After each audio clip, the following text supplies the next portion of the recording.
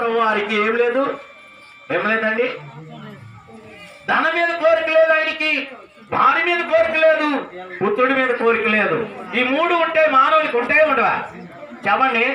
చిన్న పిల్లోడు గొడ్డోడు కూడా ఏమంటాడు, నాన్న డబ్బులు అంటాడంట. కాస్త యుక్త వయసు వచ్చిన తర్వాత నాకు భారీ కావాలంటాడు. తల్లిదండ్రులు పట్టించుకోలేదు అనుకో, ఫ్రెండ్స్తో చెప్తాడు, లేకపోతే మేనత్తో వర్ష అయినంతో చెప్తాడు, మా డాడీ మా మమ్మీ మమ్మల్ని పట్టించుకోవట్లేదు, నువ్వు పెళ్లి చేయట్లేదు, నువ్వన్నా చెప్పు అంటే. ఎందుకంటే నిజమే, తన యుక్త వయసు వచ్చినప్పుడు తనకి ఏం కావాలా? చిన్న వయసులో డబ్బులు కావాలి, పెద్ద అయితే ఏం కావాలా? భారీ కావాలి. భార్య తల్లిదండ్రులు చక్కనే సంబంధం చూసి సాటి సహాయాన్ని మరి వాళ్ళు వివాహం చేసినట్టు భార్యని సమకూరిస్తే తర్వాత మళ్ళీ ఉంటుంది వాళ్ళకి ఏమొస్తుంది ఆలోచన? మళ్ళా పెళ్ళైన తర్వాత ముద్దులాడడానికి కొడుకు కావాలి అని కోరుకొస్తుంది.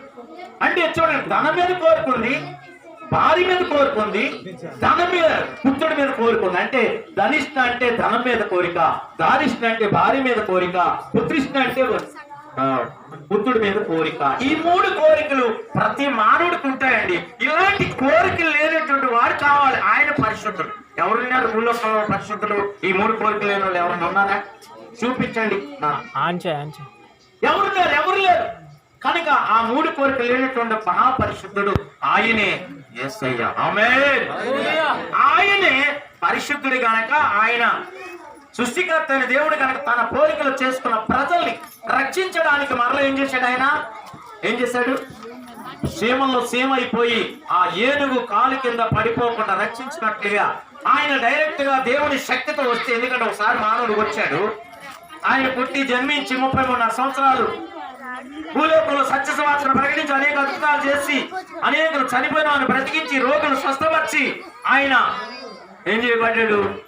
కొరడాలతో కొట్టబడి రక్తాన్ని చిందించి ప్రాణాలు అర్పించి సిలువలో చనిపోయి సమాధి చేయబడి సమాధిని గెలిచి మరణాన్ని జయించి మృత్యుంజయుడై తిరిగి లేచి తన శిష్యులకి తన భక్తులందరికీ కనపడి ఆయన ఆహరణం అయిపోయాడు. దేవుని స్తోత్రం.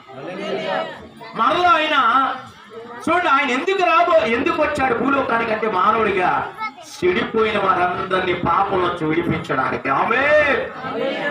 కనుక